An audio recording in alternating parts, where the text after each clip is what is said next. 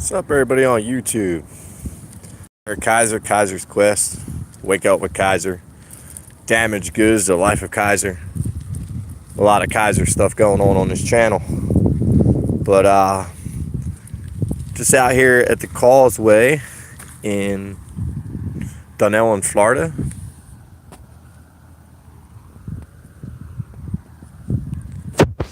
Really going to miss this place considering I have to move back to Georgia, but I'll be back. Definitely going to have a property here some point in my life. Definitely.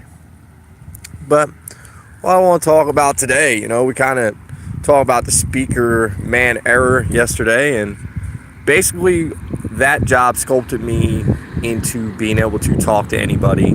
That job sculpted me into getting the swag that I had when it came to girls. Like, it really taught me how to almost be a bullshit artist, but I never really bullshitted people. I just knew how to tell a good story, and storytelling is a very compelling thing to people. That's the reason why guys like Gary Vaynerchuk, anybody who walks out on stage has taken some kind of storytelling class or group or something along those lines. So always remember that if you're trying to get into any kind of public speaking like I am, that it takes work like anything else. You just can't walk out there and do it. I'm going to do it for free for a while, and then I don't ever plan on charging for the actual service, but we will push for donations.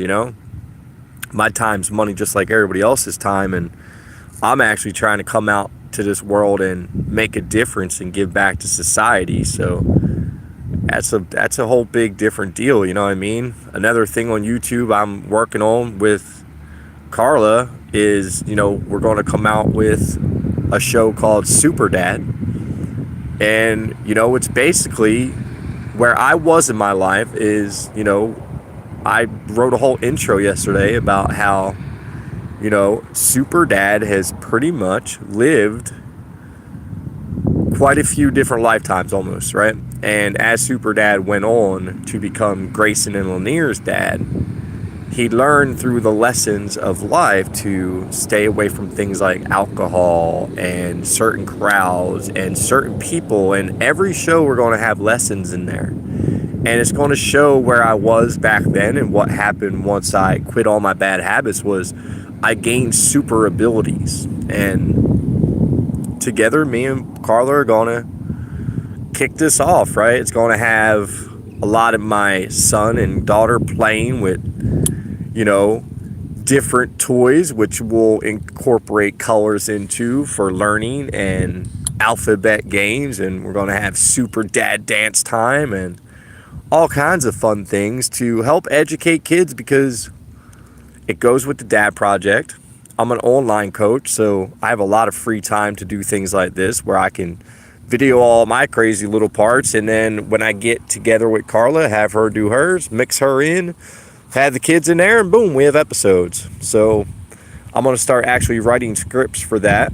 And also I'm doing Am I Nuts, right? That's going to be my spiritual awakening follow, and I'm going to do it like no one's ever done it before. A lot of people are finding their way on YouTube by just sharing certain messages for people like me to find, but I'm starting to realize that not everybody has to follow the same lead and do it exactly like everybody else. So I want to wake up people by, I'm going to start my own show that, kind of let you track certain things throughout my day, my certain habits, and when it gets down to it, it's going to kind of show you the things that I listen to and the things that I pay attention to, and kind of give you some of my reactions when I hear some of this stuff. But I'm excited to be alive right now. I'm excited to know what I know, and it's an exciting time in life. So now that that's done rambling, I'll just tell you a couple more close call stories from that era in my life, the speaker man era.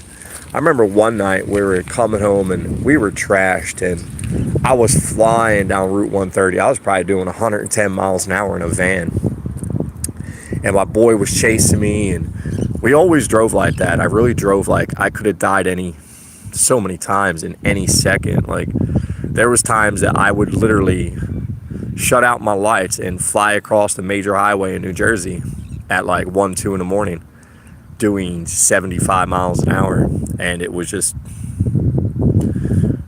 gotta say, I grew up with some crazy dudes and we played some Russian roulette with our lives, you know. I almost lived my life like I knew that I was here for a purpose and I wasn't going to get taken out for any reason. So I've had so many close calls in my life that I really shouldn't be here. Like, an inch this way, a freaking centimeter that way, a second later, a minute, I could have been dead so many times. So I really feel like, you know, I have purpose here. But yeah, but like running across highways drunk with no lights on their cars, just driving, like, when I say fast, like, I lived on a little ass street and me and my boys used to try to set records and see who could come down our road the fastest. And I went around bends in a pickup truck on the street at about 80 miles an hour and held speeds of about 55, 60 miles an hour. And it's a sharp turning road. You had to know how to drive. That's why I said when I can drive, like, me and my friends were freaking drivers, boy.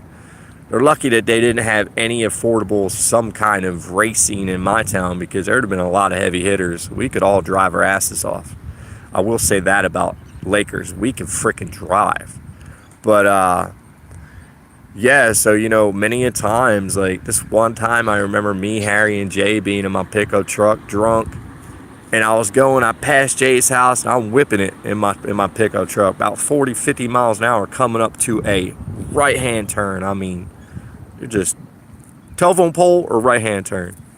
And man, I threw that freaking truck down in a second doing about 50 and just popped the clutch and let the back wheels kind of kick back. And I think I might have been the first person to ever drift a pickup truck perfectly, but it was like the damn thing was on rails. And I remember looking at each other like, holy shit. And we all started laughing. But that was our life, you know? Partying in cornfields and driving straight through the middle of the son of a bitch, or going to the pumpkin farms and stealing pumpkins and getting shot at and just throwing peaches at cars and all the dumb shit that we did in those 18, 19, those years before I hit the nightclub, right? Because I was trying to entertain myself. And granted, I got to get away for a while and, you know, go live life in different states and be a different person and go back to the same crap and get back in trouble again. And just, it was such an ongoing process of my life in the early ages. I had so many run-in with cops early on that I really did program myself into believing that, man, this is your life, bro. This is your life. And those thoughts kept me dealing with cops my whole life. That's why, if you're watching this, it's important now in 2018 with the information that we know to start changing your mindset and just change your thoughts, and your life will slowly change. It's not going to happen overnight, and I think a lot of people think it will. So they kind of dick around with their changes because they think, oh, I'll change and then tomorrow I'll become a millionaire. It doesn't work that way. Can I sit here and say in 10 years at 53, more than likely I'll be worth millions of dollars? Yeah, but I'm not going to make the money off of a product or an idea that I have, and I have a lot of them. I'm going to make the money off of giving back to society and getting recognized for that too. It's not about the money for me. It's about showing people that no matter what situation you come out of in life, you can come out shining like a diamond if you want to. But it comes down to the decisions and choices that you are going to be forced to make, that if you can make them or not. Not everybody can do what I did. Not everybody can just put down alcohol, cigarettes. Not everybody can look in the mirror and dissect themselves and start ripping away shitty layers and replace it with kindness and love. Like, to be even able to sit here and stare at a camera and say that, most people can't do that, you know? And I've done it all down to the point that my diet right now, I don't even eat cooked foods. If it ain't alive, I'm not even eating it. Once in a while, I'll eat something cooked because, you know, times are a little tight right now. Kind of mismanaged some money and kind of have to wait to get paid till next week. But no biggie because I got plenty of money coming in. So, you know, some things might bounce this week against my debit card and I might go into negative a little bit, but at the end of the day, it doesn't matter because I know everything's going to be okay. because everything always is okay. So I guess that's about it for today. I know I didn't talk too much about the past, but I think there's a good message in here, and I kind of just go with where my heart goes with what I talk about every time I get on here. And I'm going to keep doing it live because my plan is to be comfortable speaking at any given point in time, and that's why I'm doing what I'm doing. So everybody have a great Saturday. Talk to you later.